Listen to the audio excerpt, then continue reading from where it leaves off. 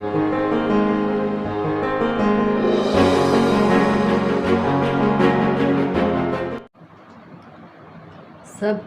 जय मसीह की। सब मेरे प्यारे भाई बहनों को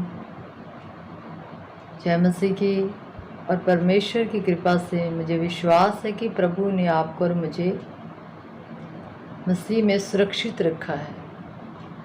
प्रभु का बहुत धन्यवाद करते हैं। जब भी हम प्रभु की बातें करते हैं तो जो सुनने वाले हैं उन पर परमेश्वर का बहुत अनुग्रह होता है, क्योंकि प्रेरितों में लिखा है जब पौलुस ने वचन सुनाया तो वचन सुनने वालों पर अनुग्रह हुआ। तो हमें परमेश्वर का धन्यवाद करते समय के लिए जो प्रभु हमें वचन को सीखने की चाहत पैदा करता है, सुनने की चाहत पैदा करता है और वचन को समझने के लिए हमें परमेश्वर अपनी बुद्धि और समय देता है। तो आज हम परमेश्वर के वचन से बात करेंगे कि जो कि इंसान के जीवन में बहुत सारे दुख, मुसीबतें, संकट आते हैं और कई बार हम सोचते हैं कि मेरे साथ ऐसा क्यों हो रहा है और हमें समझ ही नहीं लगती। कई बार हम परमेश्वर के वचन के साथ चल रहे होते हैं, हम कलाम के साथ चल रहे होते हैं, हमारा जीवन प्रार्थना वाला जीवन है, हम वचन पर अध्ययन और मनन करते हैं, लेकिन फिर भी हमें बहुत संकट और मुसीबत आते हैं और हम घबरा जाते हैं कि ऐसा क्यों ये क्यों को हम परमेश्वर के वचन से पढ़ेंगे और सीखेंगे, क्योंकि हर एक इंसान के हर एक सवाल का जवाब जो है वो बाइबल है। बाइबल ही से हमें हर एक अपने प्रश्न का जवाब, मैं कहती हूँ कि बाइबल से ही मिलना चाहिए और बाइबल से ही ढूंढना चाहिए। प्रभु ने कहा है कि खोजो, वचन से खोजो, हर एक सवाल का जवाब तो हमें मिलता है। तो हम परमेश्वर के वचन से आज जो वचन ये सीखेंगे या सुनेंगे तो सच में इतने आनंद से भर जाएंगे। आप कहेंगे कि जो मेरे ऊपर ये जो दुख और मुसीबतें आए हैं ना, तो आप सच में इतने आनंदित हो जाएंगे कि आप दुखों में प्रभु की स्तुति करेंगे और मुसीबतों में, संकट में आप परमेश्वर की महिमा करेंगे। क्यों? क्योंकि हम पढ़ेंगे पहला पतरस 2 बाब उसकी 19 और 20 आयत में पढ़ूंगी। क्योंकि यदि कोई परमेश्वर का विचार करके अन्याय से दुख उठाता हुआ क्लेश सहता है तो ये सुहावना है। अब मैं पंजाबी की बाइबल में पढ़ूंगी।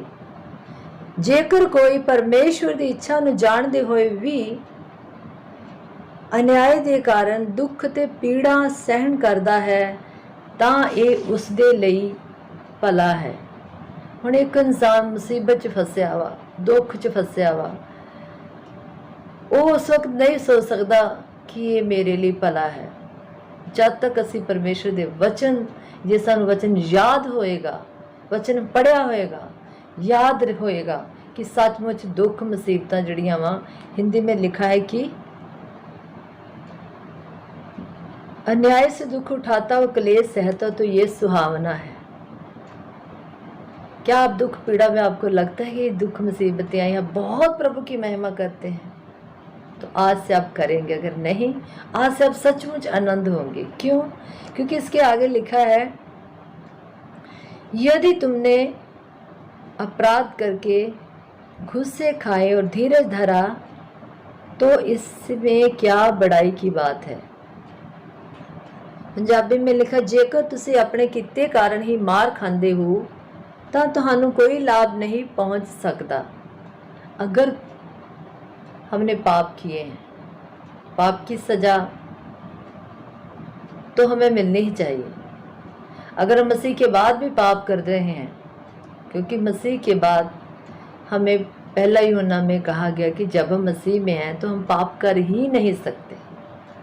हमें पता है कि पाप क्या है ना, और पाप से हमें घृणा भी करनी चाहिए। ये ही सही है, नफरत करनी चाहिए, क्योंकि पाप एक शैतान का दूसरा रूप है।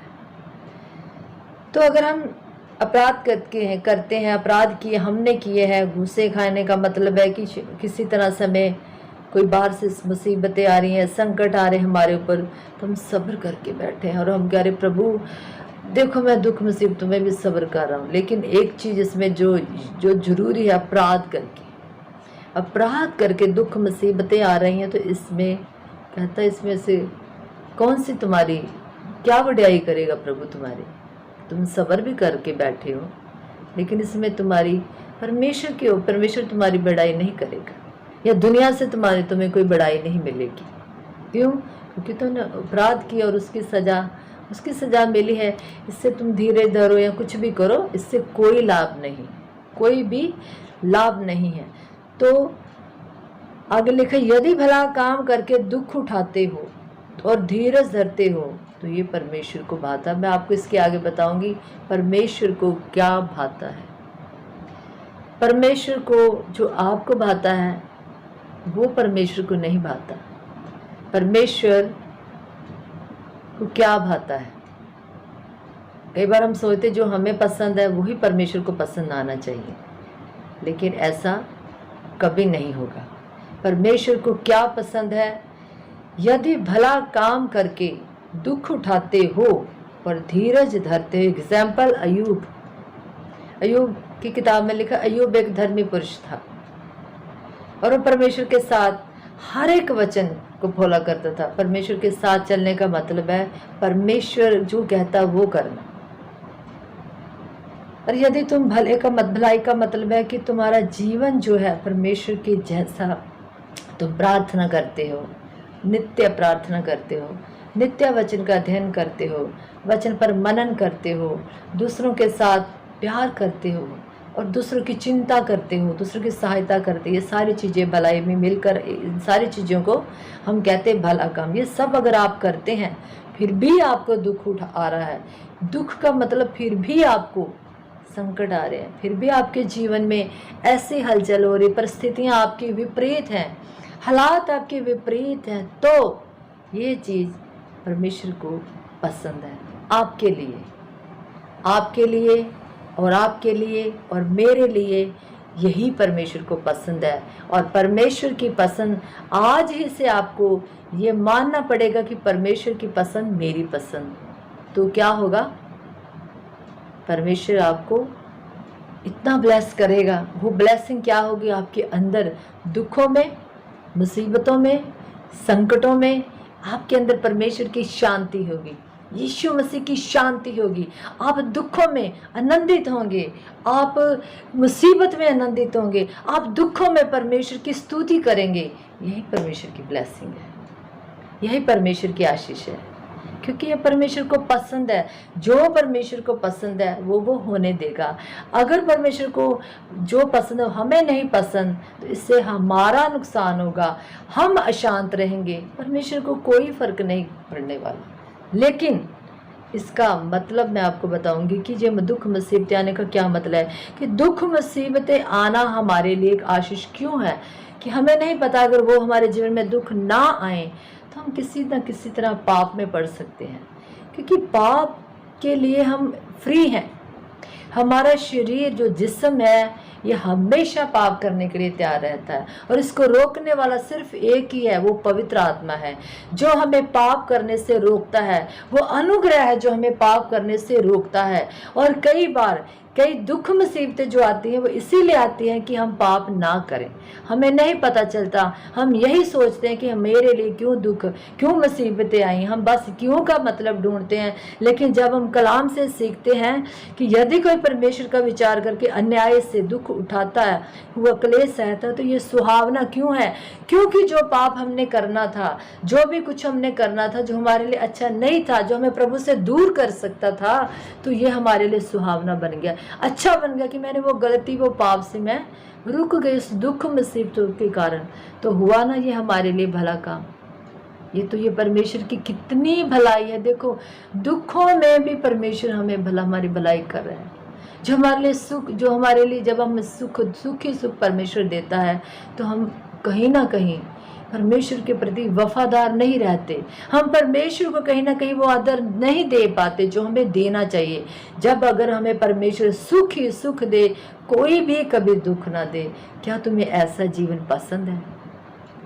मुझे तो ये जीवन पसंद नहीं कि परमेश्वर जब भी मेरे जीवन में दुख आए ना, मैं सच कहती हूँ, उसके बाद मुझे इतनी बड़ी आशीष मिलती है ना, तो मैं बाद में कहती कि प्रभु वो जो दुख था ना मेरे लिए, सचमुच मैं उस दुख के लिए धन्यवाद करती, क्योंकि दाऊद कहता है कि तेरे दुख से मुझे, जो तूने मुझे दुख दिया है, उससे मुझे शांति मिली।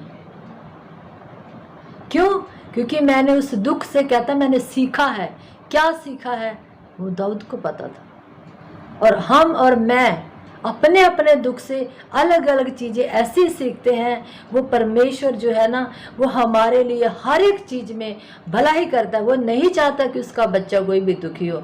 अगर हम पाप करेंगे तो परमेश्वर से दूर हो जाएंगे। इसलिए हमारे जो मुसीबतें, जो संकट आते हैं, जो दुख आते हैं, उससे हमें, दुखों से हम बहुत परेशान, मेंटली भी अपसेट हो जाते हैं, क्योंकि हम वो बर्दाश्त नहीं कर सकते। लेकिन आज के बाद मुझे विश्वास है प्रभु के ऊपर, आज के बाद जब आपके ऊपर दुख और संकट आएंगे, प्रभु मैं चाहती कि ये दुख और संकट और मुसीबतों में दुखों को ना देखे, संकटों को, मुसीबतों को ना देखकर प्रभु तेरी ओर ध्यान करें, प्रभु की ओर चित्त लगाएं और प्रभु की स्तुति करें। जब हम दुख में होकर प्रभु की स्तुति करते हैं तो ये हमारे लिए एक सोने के ऊपर सुहागे जैसा काम करता है, क्योंकि दुखों में स्तुति पौलुस करता था।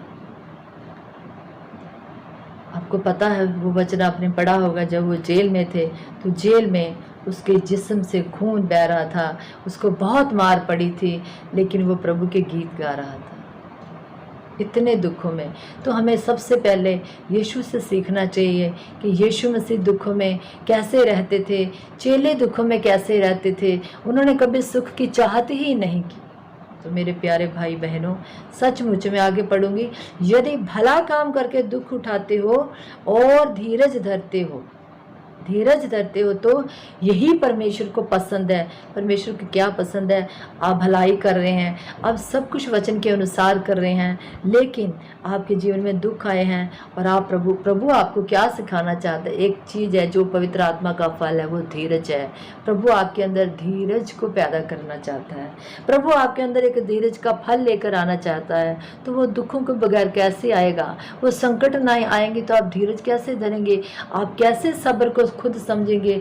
जब दुख आते हैं तो आप सब्र करके बैठते हैं, परमेश्वर के ऊपर आपकी उम्मीद लग जाती, आशा लग जाती कि प्रभु मुझे इस दुख से निकालेगा। और प्रभु निकालता भी है। जब समय आता है, उचित समय पर प्रभु निकालता है। और प्रभु की जब आपको प्रभु दुखों से निकालता है, फिर क्या होता है? प्रभु की बहुत बड़ाई करने लग जाते हैं। तो हुआ ना ये दुख आपके लिए भलाई का काम, यही परमेश्वर को पसंद है। इसलिए मैं परमेश्वर का धन्यवाद करती हूँ। और मुझे पता है आपने इस वचन के द्वारा बहुत सारी आशीष पाई है, कि बहुत सारी आपने बरकत भी पाई है। क्योंकि जब हम वचन में से कुछ चीज़ें सीखते हैं तो फिर हमारा जो माइंड है, वो पवित्र आत्मा वचन के द्वारा हमारे माइंड को साफ करता है। वचन के द्वारा पवित्र आत्मा जो है हमारे मन को बिल्कुल बदल देता है। वचन से कुछ भी हम पढ़ते हैं, कुछ भी सीखते हैं, जब वचन को फॉलो करते हैं, पढ़कर जब फॉलो करने लगते हैं, तो परमेश्वर जो है हमारे मनों को बदलने वाला परमेश्वर है। हमारे मनों को जांचने वाला, वो हमारे मन से बड़ा है। वो हमारे हर एक विचार को जानता है। और परमेश्वर जो है, बताया गया है कि वो हमारे मन से बड़ा है। इसलिए प्रभु आप सबको बहुत इस वचन के द्वारा आशीष दे। आमीन।